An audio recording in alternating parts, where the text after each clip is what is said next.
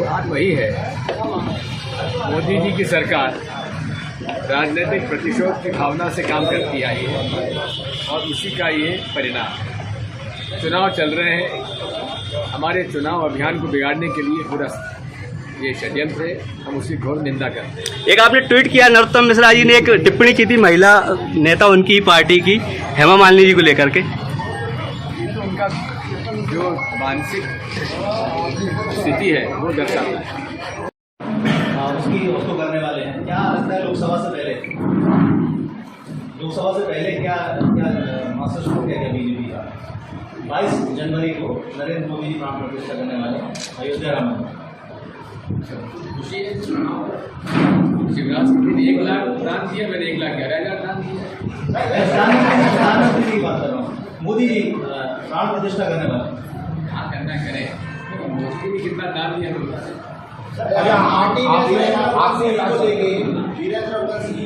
लोग नाराज हैं, उनको टिकट नहीं मिला है, तो ये बात का बताता जी बहुत कुछ हद तक उनकी नाराजगी स्वाभाविक है, क्योंकि हम लोगों ने उनसे बात की, चर्चा की और उनको वादा भी किया, लेकिन फिर ये सोचा गया कि लोगों को पता पड़ा कि यशोदा सिंधिया जी सुप्रीम कोर्ट में, ये लोगों को लगा हमारी लीडरशिप को कि वो सिंधिया जी वहाँ से लड़ने वाले, कई मंत्री कई लड़ने वाले थे, लड़ भी रहे।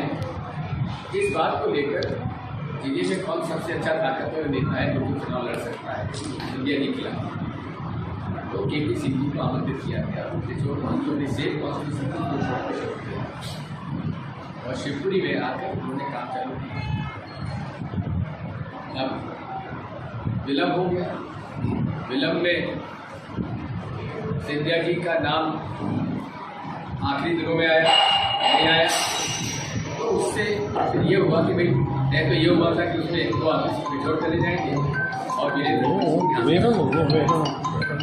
लेकिन फिर जो भी कारण रहा हो, केपी सिंह जी शिवपुरी से चुनाव लड़ रहे हैं और पिछले लेकिन मेरे रघुवंश जी के साथ जो हुआ है मुझे इस बात का खेद है और मैं इस बात को कह सकता हूँ कि नारायणी होना उसकी स्वाभाविक है, लेकिन मैं मुझे इस बात की धन्यवाद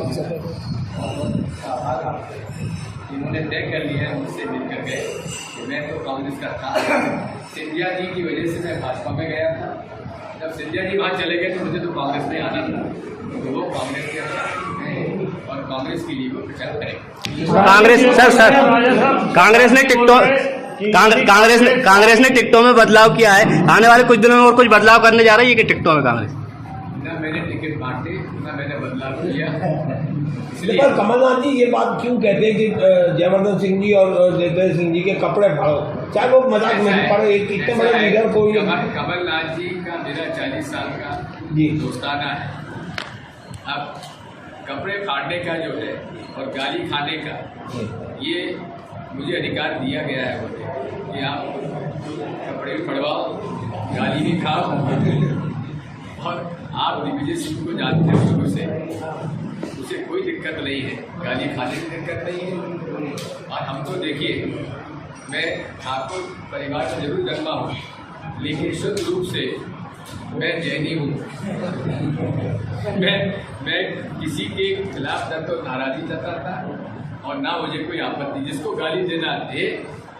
और मैं तो सुंदरलाल पटवारी से मजाक करता था कि आप प्रिवेशन पर्व में ही सिर्फ माफ़ी मांगते हो, अरे दिग्विजय सिंह 365 साल मंत्री माफ़ी मांगता है। शिवराज किसी से कोई झगड़ा नहीं है, जिसकी जो नाराज़गी हो मैं उसको सहन करने के लिए तैयार हूँ, क्योंकि पार्टी में देखिए 4000 उम्मीदवार और 230 सीटें, इन 230 सीटों का चयन कैसे हो? कोई लिखित परीक्षा तो होती नहीं।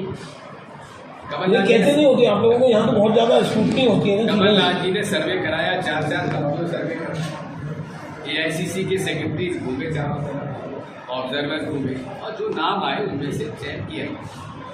81% से 90% नाम वो है जो सर्वे में नंबर पहुँचे। 10-15% ऐसे नाम हैं जिनमें थोड़ा सा भेदभाव हुआ है, इसी सोच लिया। गुना में निरंतर विरोध हो रहा है, जो गुना का जो विधायक उम्मीदवार बनाया गया है, यहाँ गुना विधानसभा से कहीं ना कहीं आपकी पार्टी के ही जो अन्य जो उम्मीदवार दावेदार बता रहे थे अपने आपको वो विरोध कर रहे हैं, खुल के सामने आ रहा हूँ। ठीक है, कुछ ऐसा है जो उम्मीदवार चाह रहे थे, उन्होंने भी काफ़ी समय काम किया है, उसमें नाराजगी होना स्वाभाविक है, लेकिन सबको हम लोग बनाते हैं, चांद क्या और ऐसा नहीं। शिवराज जी बोल रहे हैं कि यदि कांग्रेस सत्ता में आई तो वो सारी योजनाएं बंद कर देगी, डरा रहे हैं। तो हम आपसे पूछना चाहते हैं आपके माध्यम से, क्या वो सारी योजनाएं बंद हो शिवराज जाएंगी? सिंह जी जितना झूठ बोलते हैं उतना मैं कहता हूँ मोदी जी और शिवराज सिंह जी में प्रतियोगिता कराई तो पता नहीं कौन जीतेगा। इतना मैं बता दूँ, कांग्रेस पार्टी पूरे तरीके से हम जो भी हमने वादे किए और जो वादों में हमारी योजनाएं फिट होती हैं उन्हें किया इलेक्शन हमने नहीं किया। ऐसा क्या कारण है? क्या बुराई है जिसकी वजह से आज तक में फिर से नहीं दिया गया? ये भी सोचने का विचार क्या जिसको टिकट दें हम उसमें नहीं बोलेंगे, लेकिन गुना शहर और गुना जिले के लोग ये जानते हैं यहाँ के मंत्री महोदय ने किस प्रकार का भ्रष्टाचार किया और किस प्रकार से उनका आचरण चाहेंगे बदलाव और इसमें चारों सीटों पर कांग्रेस पार्टी भावना है, प्रयास है।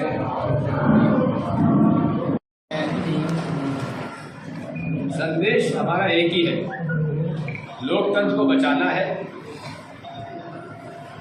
भारतीय संविधान को बचाना है, देश की जो लूट मची हुई है उससे हमें छुटकारा दिलाना है।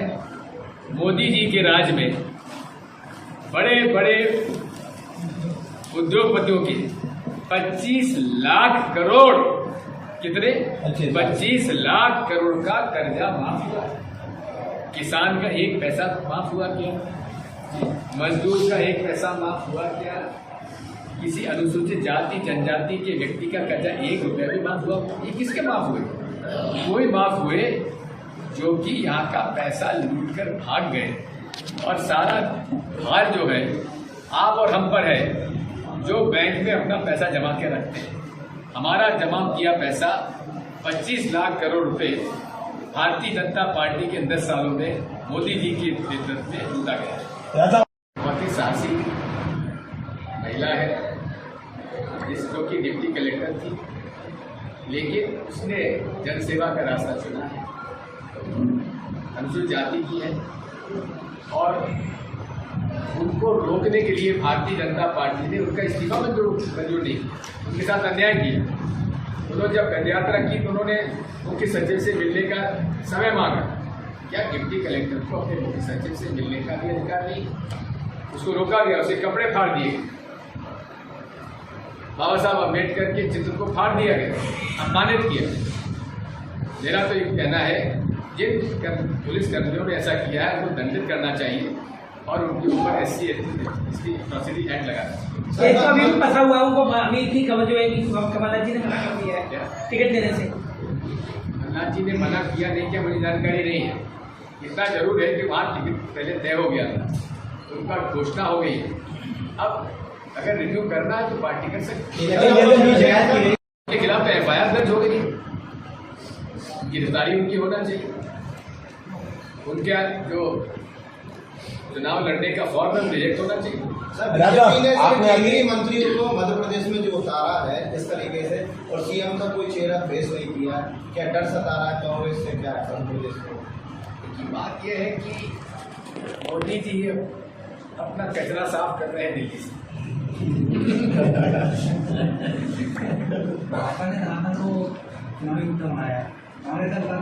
देखिए भाजपा जो है इसके पास केवल हिंदू मुसलमान के अलावा कुछ नहीं।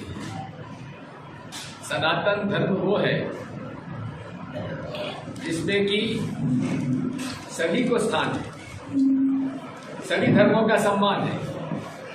जो भी इस देश, इस विश्व में धर्म है, कोई